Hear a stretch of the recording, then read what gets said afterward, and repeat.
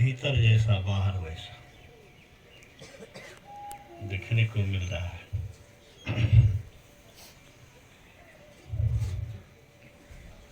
परमात्मा की असीम कृपा है।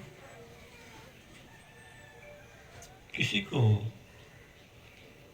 सद्गुण मिलते हैं, पूर्वजन्म के संस्कार, पुरुषार्थ और गुरु कृपा से संस्कार भी हो और पुरुषार्थ भी हो, प्रयास भी हो, लालसा हो अच्छा बनने की, तो गुरु कृपा उसमें सहयोग अवश्य करेंगे। मैं समझता हूं कि इन तीनों दृष्टि से हमारे फूल बाबा सक्षम हैं, सुपात्र हैं। इसलिए वाणी में भी मिठास है, गायन में तो मिठास है ही, वचन प्रवचन में भी मिठास आज महसूस हुआ हमको। बहुत बहुत धन्यवाद। अभी आप सुन रहे थे कि अंतर की ज्योति की खोज। एक बात याद कर लीजिए, आंख बंद करने पर जब तक अंधकार है तब तक भविष्य अंधकारमय है। इसको दृढ़तापूर्वक समझ लीजिए। जैसे बाहर में अंधकार हो तो हम ठोकर खाते हैं, कम अंधकार हो तो धोखा होता है, भ्रम होता है कांच का ठूठ, लगता है भूत। अंधकार में गड्ढे में गिरते हैं। अंधकार में सुखदायी वस्तु ठोकर लगती है, दुखकर बनता है। अंधकार में रहना कोई पसंद नहीं करता है। अंधकार में दुख दर्द ठोकर के ही पर भरमार है।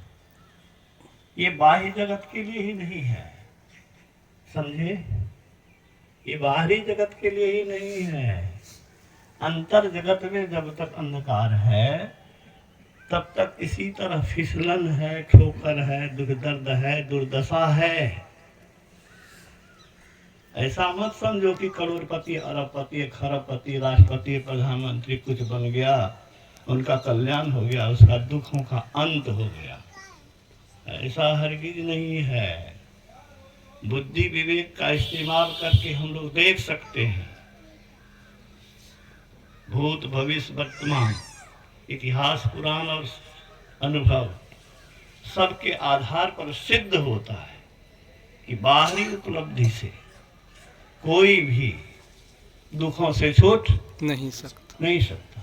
और मनुष्य शरीर इसीलिए है कि हम इन दुखों से कैसे छूट जाएं, कैसे अपने आप में वह शक्ति जागृत करें। इस शक्ति को जागृत कर देने के बाद जमराज भी पास पहुंचने का साहस न कर सके। अभी भगवान राम के उपदेश को इन्होंने दोहराया जो हनुमान से कहा था कि अंतर की ज्योति की खोज करो।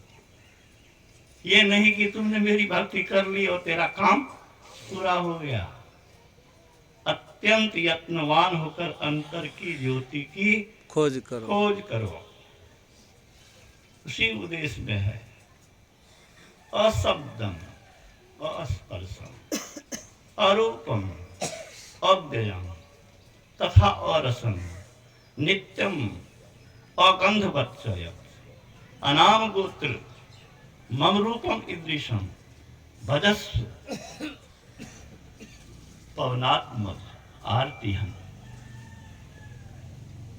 मेरे रूपहीन, शब्दहीन, नामहीन, गंधहीन, इंद्रियातीत, नित्य, शाश्वत, सारे दुखों के नष्ट करने वाला जो मेरा असली रूप है, आत्मस्वरूप, उसका भजन करो। हनुमान तक को कहा था।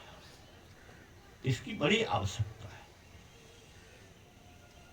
जो इस राह में चल रहे हैं उनको इतना ही कहूंगा कि संसार की कोई भी कमाई से इसकी कोई तुलना हो नहीं सकती। हीरे से कोयले की कोई तुलना नहीं। जैसे सांसारिक दृष्टि से आत्मा के सामने इस शरीर की क्या औकात है। आत्मा की कमाई से बढ़कर कोई कमाई हो नहीं सकती है।